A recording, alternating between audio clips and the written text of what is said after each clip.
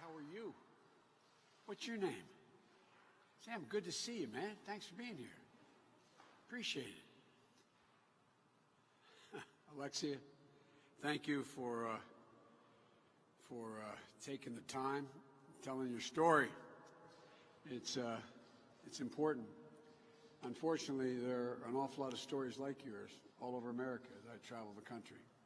Too many. Don't have to be. And folks, it's great to be back. It's great to be here. There's not a better governor in the United States of America than Gretchen Whitmer. That's a fact. I've met virtually all of them. And Gary, we badly need you back in the United States Senate, pal. We badly need you back in the United States Senate. And my sister, Debbie Stabenow. God love you, Debbie. We worked so closely together for so long, and as vice president as well.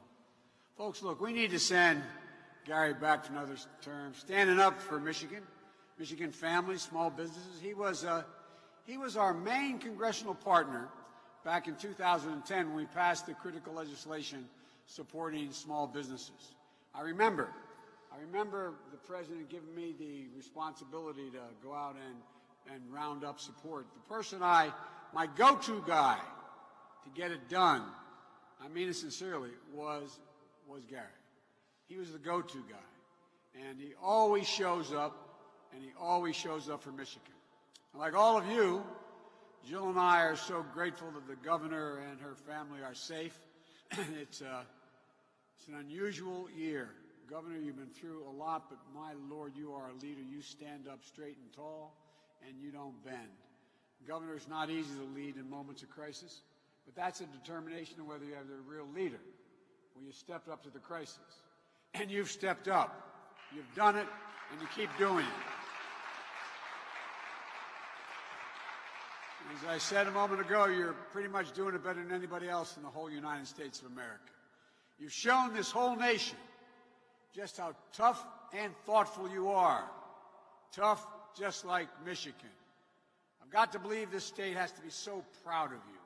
I know personally I am as I've gotten to know you. I'm proud to call you a friend, Gov. We're grateful to the FBI and law enforcement to discover these domestic terrorists and stop them. And make no mistake, that's who they are. Domestic terrorists. Flat terrorists. Planning to blow up a bridge on American soil to threaten the lives of police officers, to kidnap an elected leader. And now we're finding out the same thing was happening in Virginia. You know, it's the sort of behavior you might expect from ISIS. And it shouldn't shock the conscience of every American.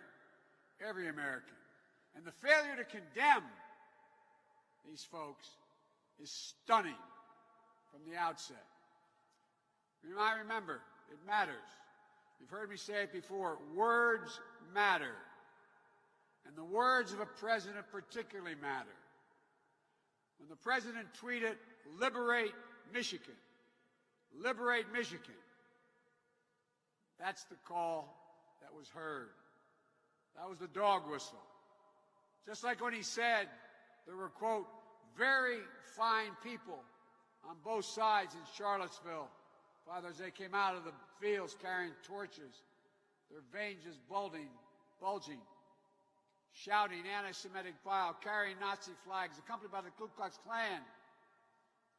And when a young woman was killed protesting, the president was asked, what did he think? And he said something no president has ever heard. There were very fine people on both sides. Those words were heard just like when he stood on the debate stage with me and refused to denounce white supremacists, but told that white ring extremist group to, quote, stand back and stand by. Stand back and stand by. An American president not only shocked us, but it stunned the world. Those those words we heard. You know the reason I decided to run for president, and I know that Debbie knows this. I hadn't planned on running ever again after my son died. But when I saw those folks coming out of those woods, I thought, how in God's name can we remain silent? And I said at the time, it was somewhat not criticized, but people didn't think it was, well, I don't know what it was. When I said, I think we're in a battle for the soul of America. I think we are. What I saw at Charlottesville and the president's response to it is why I went to Gettysburg Battlefield in Pennsylvania last week. Because I thought there was a need to stand up to hate in America and urge us, as Lincoln did, to come together as a nation. What I've learned, hate never goes away. It only hides.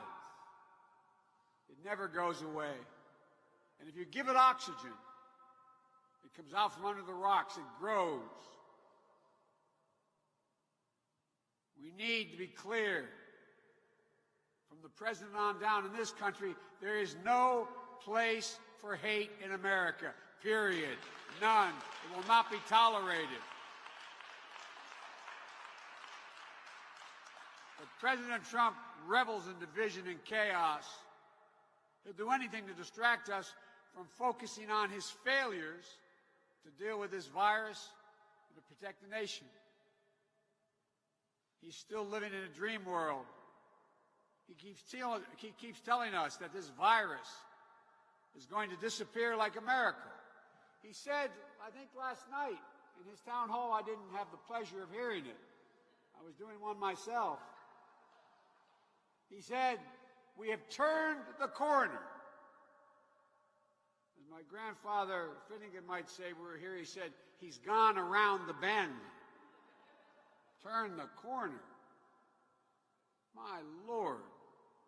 It's not disappearing. In fact, it's on the rise again. It's getting worse, as predicted. We all know the terrible price this nation has paid. Lives lost, unemployment way up across Michigan and the country. Folks are worried about making their next rent payment or mortgage payment.